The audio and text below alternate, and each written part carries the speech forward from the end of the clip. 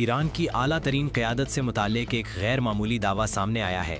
Israeli media ने report किया है कि इसराइल और अमेरिका के मुश्तरका हमले में शहीद होने वाले supreme leader Ayatollah Ali Khamenei के बेटे मुज्तबा खामेनेई को ईरान का नया सुप्रीम लीडर मुंतखब कर लिया गया है। ताहम इस खबर की ताहाल ईरानी सरकारी हलकों की जानिब से कोई बाज़ाब्ता तस्दीक नहीं की गई। ईरानी मीडिया ने पासदाराने इनकलाब के हवाले से खबर दी है कि सुप्रीम लीडर के इंतखाब के लिए मजलिस खिब्रगान का इजलास जारी है और नए सुप्रीम लीडर के इंतखाब में तकरीबन एक हफ्ता लग सकता है। रिपोर्ट्स में कहा गया है कि यह फैसला ईरान की मजहबी और सियासी क़यादत के अंदरूनी मुशावरती अमल के बाद सामने आया, लेकिन सरकारी ज़राए खामोश हैं, जिसके बायस सूरत हाल गैर वाज़ेह है।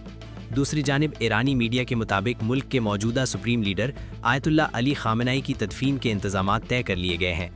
खबर एजेंसी का कहना है कि तेहरान में ताज़ियती इज्तिमा इमाम खुमैनी हुसैनिया में मुनक्किद होगा, जिसके बाद तदफीन मशहद में की जाएगी, जहां बड़ी तादाद में सोगवारों की शिरकत मुतवक्का है।